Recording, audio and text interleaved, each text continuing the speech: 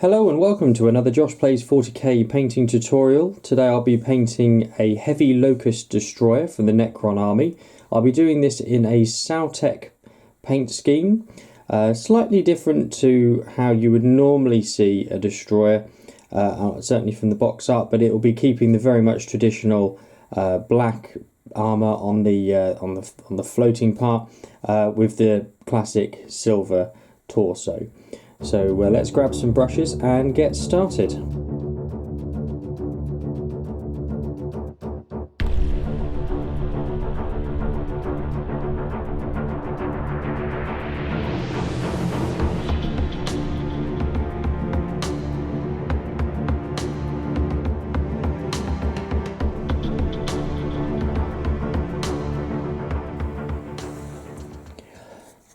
So as you can see here, I have primed the model with lead belcher spray. You can obviously prime in a black and then paint the silver over if you wish, but I have decided to do that. One thing I have done with the assembly is I have kept the model separate from the base. This just allows me easier access to get underneath for certain details, but also because you've got this handy sort of slot and mechanism for attaching it, you can put it in without any need for glue and it will stay in there quite well. So I do recommend that when putting these together. You can also, if you want, keep the guns off. It's not very difficult to get them back on again once painted, but just for the purpose of the tutorial I have kept it on for you to see. So the first thing we're going to do is, like with most Necrons, we're going to apply a shade to the silver parts of the model, which is obviously quite a considerable part of it. So the shade we're going for is None Oil, and what we're going to do is put it all over the torso, the arms and the bottom, under here as well. So obviously again we'll have to take the model off of its stand, over the engine parts here, obviously the back, and over this sort of spine part, if you like, coming out of the hover part, as well as the actual, obviously, all the top part. So we're going to just take this straight from the pot. You don't need to overload your brush too much, but obviously just sort of go nice and steady with it. And we'll start off just by picking off a few details at the top here. Obviously you want it to pool into the recesses that you've got. So you can apply it fairly liberally, just keep moving it around until you're happy with where it sits. Obviously take your time. If you do spot that it's pooling in any places that you don't want, then just sort of take the excess off your brush with a piece of paper towel, and then obviously go back in. You can use it to soak up any excesses that you've got.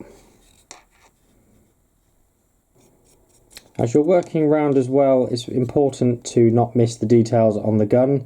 There are a few that will remain silver, so this cabling under here, for instance, add some depth to that to obviously catch the edges. The blade on the front here we can add some into, and then also these little coils at the back, what we want to do is add a little bit of shade to those so that we can just obviously get the depth on there ready for when we apply the other colours. Now obviously this is front and back as well, so the back of the gun will have those little coils, obviously the dozer blade as well, and obviously the piping here. Once you've worked your way around the whole model, you'll let it sit and dry. With most shades you're looking at sort of half an hour, 40 minutes, depending on the sort of temperature you've got around you at the time, but let it completely set and then we can move on to the next stage. Once you're happy with that shade and how it's dried, we're now going to add a bit more shine back to that armour. Now we've added the depth to it, we're going to try and put some of that classic metal shine back in to see, so you've got that good highlight start. So for this we are going to use the dry paint Necron compound, and this is just going to be a light dry brush just all over the silver armour, just to pick out the highest edges.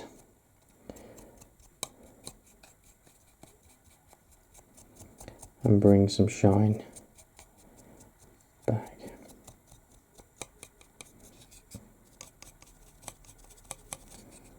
Now you can put sort of as much or as little of this onto the miniature as you like, because it depends how bright you want it to be. If you're looking for a more of a dark and grim sort of colour scheme, then you could leave it without the dry brush and simply just go for a sort of edge highlighting just to pick out the strongest of edges, or you can sort of go for a sort of mid-tone and do only certain areas in the dry brush.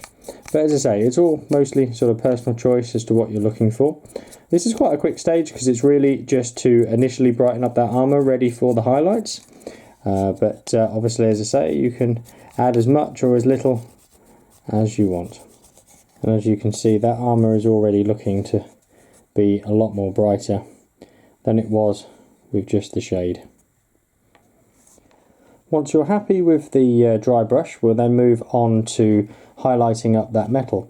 And for the first step of this, we're going to use Runefang steel. And this is just to try and catch the areas where you'd want it to be brighter, where the light would touch it. So any sort of joints in the armour, sort of round the edges of any cracks, just to make those obviously depth stand out a little bit more. But really sort of take your time, work your way around the model as to where you would want it to be brighter. As I say, work your way around,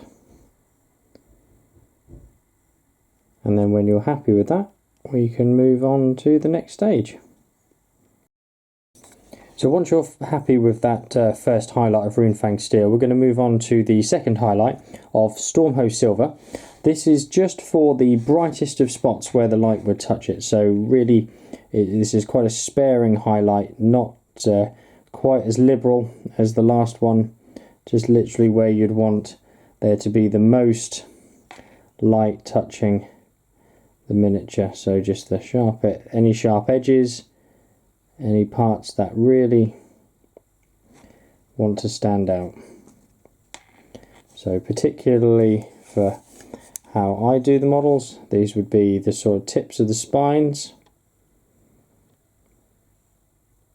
like so, and then also any tips going down the tail part here, and maybe the edges of this part here.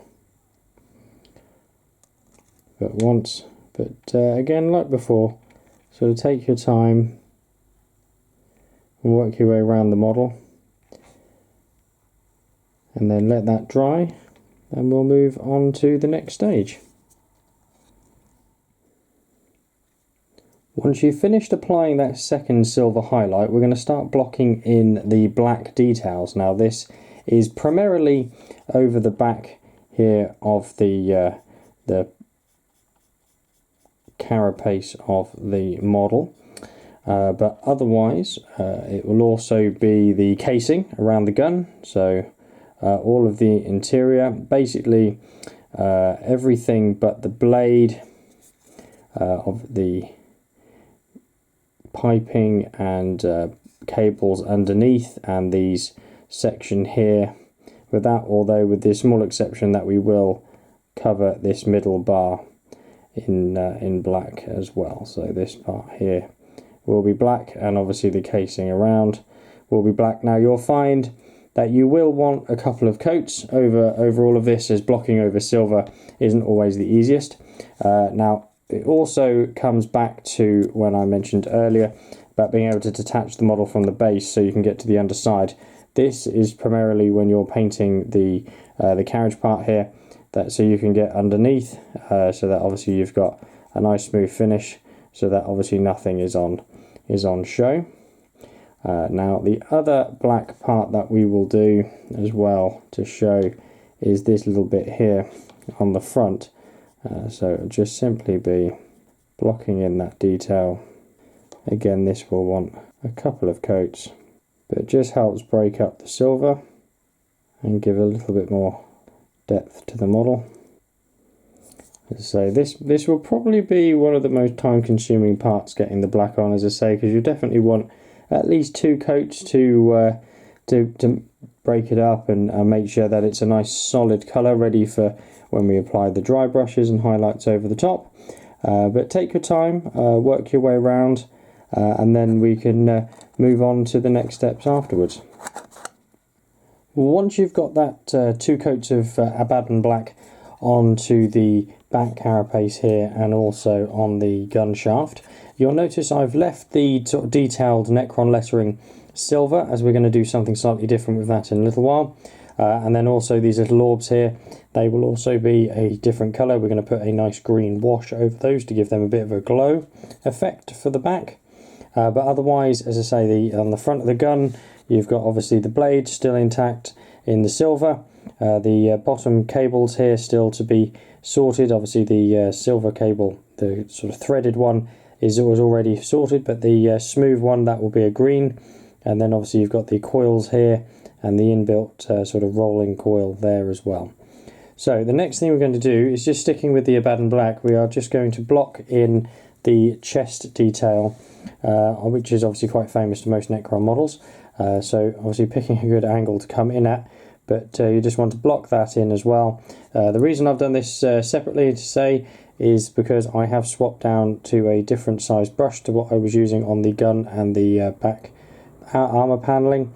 As obviously before, I'd be using quite a larger sort of base brush, but for this I am using something a little bit more detailed. So once you've blocked that in, again it may take a couple of coats, but once we've blocked that in, we can move on to the next stage with the model. Next, just to add a little bit of depth to that characters on the carapace there, we're going to take a little bit of nun oil and just very gently just work that into the space. It just gives obviously a little bit more texture around the characters. You don't need too much, but it just adds a nice definition to where they are. And obviously do that on both sides and let that dry. It shouldn't take too long to dry, just simply because obviously it's a small area, mostly flat as well, easy for the air to get to, and that will obviously just darken down that silver a little bit, ready for when we brighten up the characters on top. Once you've done that, we'll come back for the next stage.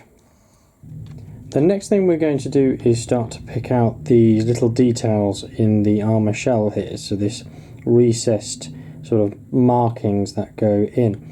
Now what I usually do with a lot of my Necrons is I give these a sort of green outline, making them look obviously standing out, and it breaks up the armour a little bit, but I sort of shows what I would believe to be a sort of energy glow coming up from underneath. Now the way I do this is I sort of dilute moot green from Citadel with Lamia medium. I mix this with a small layer brush, so obviously you may need to adjust depending on how much you need to mix, depending on how many models you're doing and what sort of size brush, but roughly for me this was sort of one small brush of moot green to 4 or 5 brushes of Lamia medium to get it the right sort of consistency, so it sort of flows very nicely into those joints. So I will and don't worry if it goes over the edge, which you will see that it undoubtedly will, and we can come back with the black and tidy it up, but it should just sit and fall very nicely into those gaps. As I say, don't worry about the green going over onto the flatter parts of the armour. We can come back in shortly and tidy those up before moving on. And I'll obviously do it on both sides. Now obviously if you've done what I've done and put the gun on, it will look a bit menacing to get into behind there, but if you take your time you'll be able to get into there and get the detail you're looking for. So once you've done that, give that plenty of time to dry before coming in and tidying up with the black. But once you've done that and neatened it back up, we can move on to giving the rest of this black armour some detail. So once you've blocked in that black on the chest piece, we're going to come back to this black armour carapace and add on the finishing touches, so we can then move on to the main cannon itself. Now to do this, there's going to be a few steps.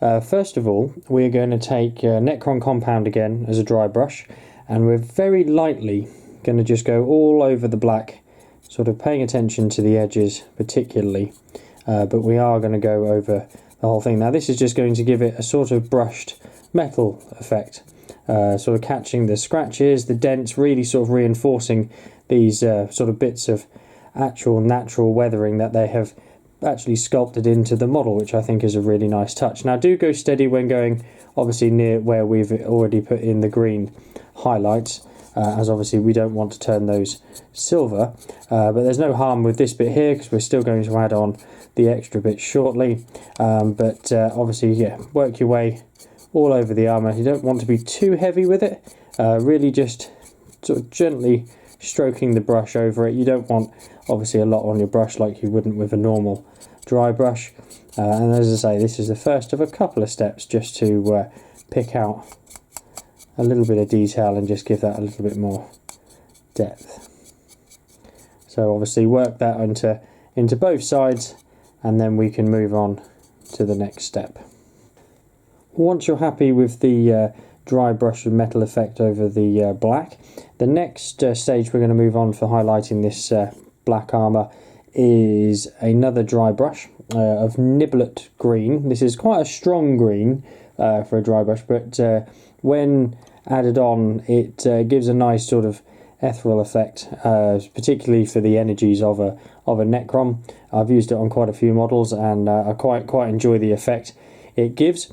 But basically, similar to before with the silver, we're going to just work sort of on the edges of the model, particularly the lower parts of the armour that we're going to pay attention to rather than working up. But you'll find that obviously you'll work it on gradually, and you won't notice it to begin with because obviously you're going over black and also silver to some degree, but if you sort of stay at it, just gradually building up the layers, that will eventually start to show through, and as I say, start to give a sort of effect as if it's sort of glowing from the underneath. You won't want to go over the whole shell because naturally, you know, we still want it to show the black, but particularly just the edges of the black armour here, and obviously don't forget to do both sides. So the other thing we're going to do with the green is you're going to take it, and you may find that disconnecting the model from the base here is actually the easiest way of getting this and just sort of holding the body. But what we're going to do is we're going to go back to these engine exhaust points, and we're gently just going to run our brush over the edges of these to apply the same sort of energy glow effect over those. Now obviously not to worry about going over more of the sides, so obviously when it's on its base and hovering you can see it, but you can really sort of add as much of this as you want, or if you don't wish to add this effect, you don't have to. Some artwork you see actually just show the engines being silver. I just always quite liked adding that little extra touch to them, but as I say, you can sort of build this up to be as strong or as weak as you wish in terms of colour, but obviously just you go until preference sits. But obviously whatever you do to one side, it's best to mirror on the other. But once you've worked on the edges of the armour, and if you add it to the engines, that's great, and then we can move on to the next part. So once you're happy with the effect you've given with the green on the black carapace, and you're happy with all of that, the next thing we're going to do is just pick out the raised lettering here on the side of the model. Now for this I use a gold. Now I use Gehenna's gold as a layer paint. However, any sort of gold that you wish, depending on the sort of brightness and intensity you want it to be, will work. So you could, for instance, use Liberator Gold if you wanted it to be a very sort of bright colour, or you could use Retributor Armour, or you could go more of a bronze if you wanted. But really, when it comes to this gold, there's no sort of set scheme. You can use whichever one you wish for the effect. But as I say, I've gone for a sort of mid-tone sort of brightness, and literally, because it's quite raised already, this is quite an easy detail to pick out. But you just simply sort of run your brush over the top of it. Well, you don't need too much on your brush when doing this. It's almost a bit like a dry brush in a sense, but you are just simply picking out the raised detail so it sits apart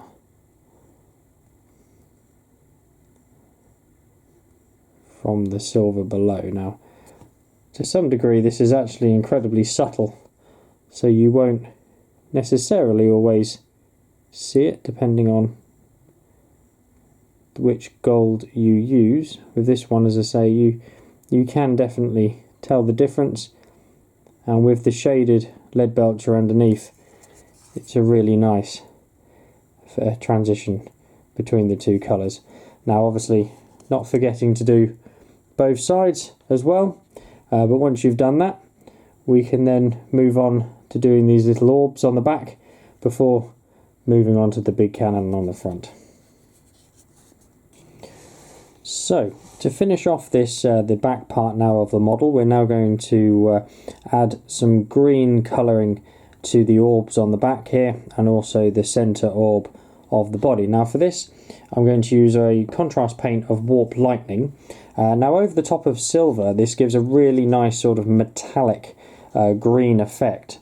Obviously with a lot of contrast paints, it really does depend on what you put underneath, but as I say, this is a really nice effect it goes for, and I've found it a good tool in painting Necrons, particularly the Sautekh Dynasty range, which are obviously the more classic greens and silvers, and it's proven to be quite a nice effect for a lot of the orbs. So it's very simply just straight from the pot, and you obviously don't want too much on your brush at any one time, as obviously you can build up the layers, because obviously with these we're not looking for the natural highlights, but really on the little orbs, just as you would normally with a contrast paint, just work your way around, covering all the detail. Now you'll probably find that you may want to do a couple of coats of this, because like with what contrasts are supposed to do, they do show through a little bit of what's underneath as a highlight, whereas we don't necessarily want to see all of the silver. We just want it to give it that metallic effect underneath, which it still will do even with a couple of coats. So let that dry and then add a second coat, but obviously do the same on both sides, as you can see here, like so. And then with the center one, what we're really doing is just picking out the raised edges, so missing out the sort of brackets, that, and then also the recessed parts where the non-oil sits from the original shade. It's also just a more of a personal choice for me, as I keep the sort of middle node of where that recessed parts lead to, I keep that silver, as it just helps break up the green that we're putting on and just makes it look a little bit more as an intentional design for it to be green. Now do take your time so that it doesn't flow where you don't want it to go, and like with the smaller orbs, this will probably want a couple of coats so that it is exactly how you want it to be. Now, unlike obviously when you're adding contrasts in as just your standard base coats, you don't want too much on your brush, just enough to give you the layer, and then, as I say, once that's dried, go back in, add a second coat for a nice rich colour. The other thing I like to do whilst having this paint out is on the very back of the model, down here, there's these little green stick. Now the easiest way to show you as well is to just attach the model from the base, hold it upside down.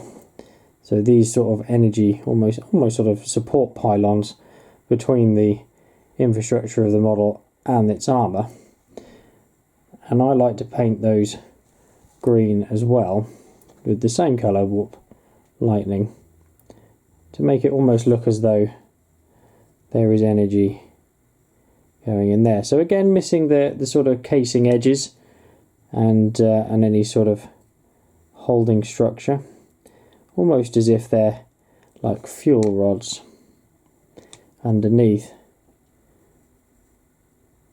Now these won't necessarily want 2 coats because they are slightly different and they haven't had so much shade put on them. And because we haven't first of all layered, like with the smaller orbs, layered these up with a brighter silver, the metallic finish with the paint will be darker overall, which is perfect really for being underneath, so that obviously the shadow effect kicks in nicely. So you don't have to do this. This is more of a personal choice with how I've done a few of these destroyers now, but it's just an extra little detail that helps break up all the silver, and then obviously not forgetting to put the model back on its base. So once you're happy with the green on the orbs at the back, we're going to move on to the main weapon cannon here. Now, first of all, what we're going to do is block in the orbs on the front, the power orbs, and this external cabling here with Corax white, ready for putting the green glow over the top.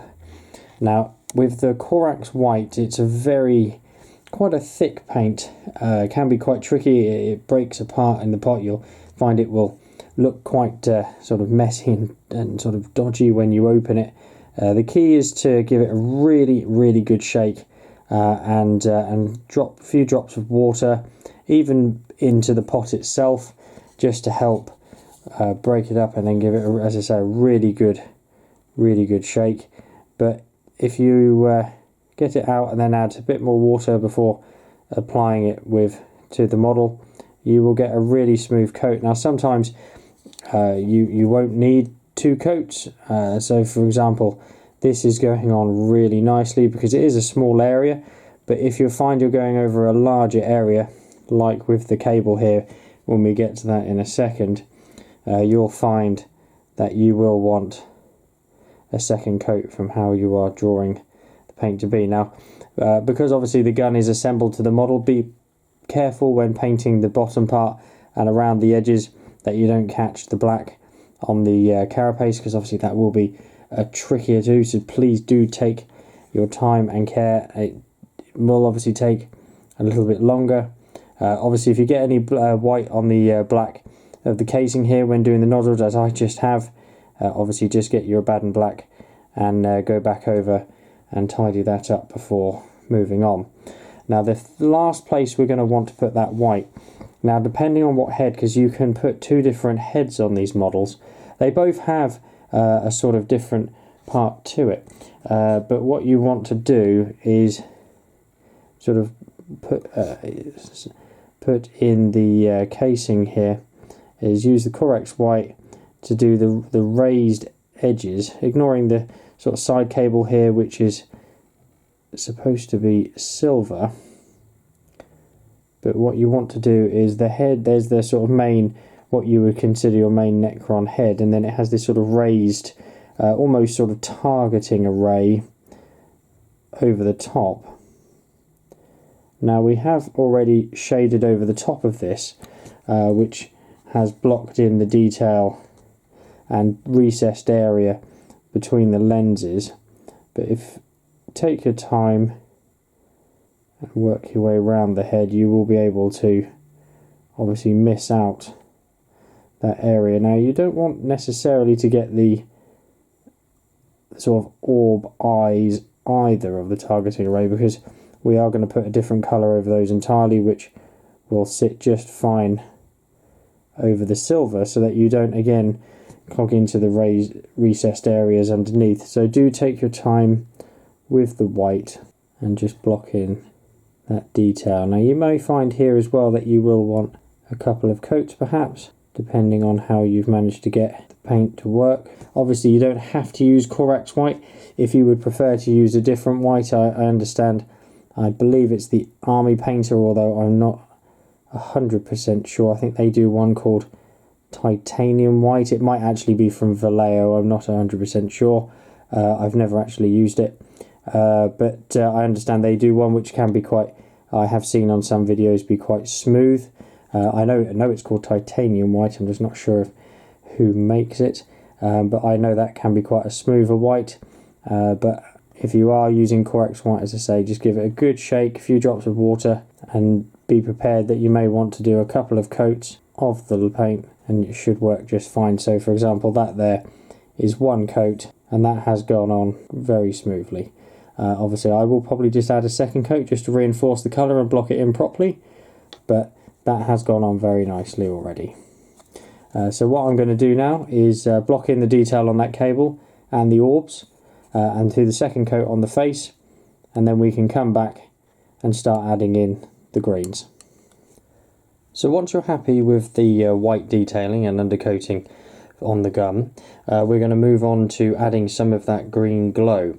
So the first thing we're going to move on to is Tesseract Glow, which is a Citadel technical paint, which was released roughly around the same sort of time as sort of 9th edition rule set and the new Necron models, which is it was designed to give a really good sort of glowing effect, almost sort of with a sort of glow in the dark effect sort of appeal to it. And it works really well for some of the weapons and orbs that models have. So what we're going to do is just get a little on your brush and gently just put it over the top of the white that we're going to need. As I say, you don't want too much on your brush. Again, don't worry too much if it goes onto the black, as we can obviously touch that up afterwards again. But take your time and just gently pop it over. You may find you'll want a couple of coats of this, as it can sometimes dry. It dries a little translucent in places, but obviously that just depends on your preference and how you want the end result to be. But say, take your time, go over each of the orbs, obviously front and back of the gun. And then it's also what I like to do, just to sort of make it look as though the gun is being fired, is on the very end of the nozzle here, I just put a splash of the green paint over that to make it look as though it's charging up and about to be fired. So once you've popped that paint on front and back and you're happy with the coats, we can then come back and move on to the next detail on the gun. So next up, we're going to add a little bit of detailing into this sort of rolled area here on the handle. Now it's mostly sort of a metal sort of pin in there, which I'm guessing is with regards to the gun's design would sort of spin around and charge up the weapon. So it's only fitting that I felt that the sort of lowered areas into this part should have its own sort of green glow. Now originally I was actually using a thinned down moot green, similar recipe to what I had going into the sort of film joints on the carapace, but since the release of the new contrast paint, I've quite enjoyed using the striking Scorpion Green, as that is a very similar colour to moot green, but is just obviously readier to use and gives it a slightly different effect. So again, just take your time. You only need a very little bit on your brush just to sort of drop into those recessed areas on the weapon. And then, as I say, that will give, because it's got the metal underneath, it will give a bit of a nice shine to it, which I think is the sort of effect we're looking for. And obviously don't forget to do the inside as well. But once you're happy with that, we can move on to putting some colour onto this nice green tubing. So next up, to finish off the green effects on the weapon, we're going to add a green contrast over the top of this white cabling. That's sitting on it and giving a nice sort of after effect. And for that we're going back to Warp Lightning. Now, because obviously unlike when we had it on the back, we were doing it over metal, so it gave a sort of metallic green. Doing this over a sort of flat white colour will give it the usual sort of texture and tone that it would have. So it'll be a little bit colder without that, but obviously applying a nice sort of contrast to the different shades that we've added so far. So you again don't want too much on your brush when doing this, because you want to keep good control, but just gently start adding paint on. Now you will find, and it's very likely that you will want a couple of coats of this, but do take your time and just work your way around. And you can see now that it's sitting over the top of that white really nicely and giving us a good subtle glow with energy going through it. And as I say, take your time, work your way around the whole cable, and once you're happy with that and let it dry, we can move on to finishing off the face and the chest markings as well. So next up we are going to work on the finishing touches to the face and also the chest piece marking as well. So starting with the eyes, I've gone to moot green and I've got a little bit on the brush, and what you're going to do is very gently just pop the brush sort of into the socket, just the tip, to get the top of the eye, and then just run the brush around the bottom of the eyelid, giving a bit more of a nice sort of upward glow when you're looking down onto the model. Next as well, obviously on the face they've got these sort of targeting arrays, so there's multiple sort of eyelets there. I put the moot green on the main larger of the circles, just over the top there as well. And then when it comes to the chest piece, again have a nice fine point to your brush when doing this, and you'll definitely want a steady hand, but it's obviously depending on what sort of position is comfortable for holding the model. So like this, I'm sort of holding it upside down so I can get my brush in a good position. Just very gently rub the brush over the top of the symbol to pick out the detail, and you'll have a nice smooth finish to it as well. So there we can see that has gone on really nicely, and there's no tidying up to do on the black. And then to finish off that targeting mask, I've got a little bit of Evil Sun Scarlet, but you can use sort of really any colour you like for these little dots. Obviously depending on what sort of scheme you're going for on the top, you could use a blue, a different shade of green, a yellow for instance, literally anything you fancy for these dots. But I've sort of mixed it up to really between the ones I've got, and I've gone for sort of blues on some and reds on the other, but just take your time. Obviously try not to get it onto the white. The red really does pop from the white and next to the green, and you can see there that it's a good fit. So that's the eye mask all sorted in the front. The final highlight we're going to add to the model is sticking with Mechanicus Standard Grey, but swapping down to your smaller brush again, and we're going to add it as a final highlight to the black casing of the gun itself. So very straightforward technique of edge highlighting here. You're just going to hold the model at the side and your brush at an angle and just rub and run the brush down the edges of the model. Now, because obviously this is quite a rectangular casing, this is quite straightforward to do, but just sort of catch all the raised edges again, and that will just help give them a nice highlight when looking at it on the table. But just work your way around all of the gun, and once you're happy with that, you can move on to basing the model as you want, and then it will be all finished and ready to help conquer the masses and enemies of the Necrons. But otherwise, I will come back once I have finished this off and show you the finished article. And so here we have the finished Lokhust Heavy Destroyer. I hope you have enjoyed this tutorial and found it useful.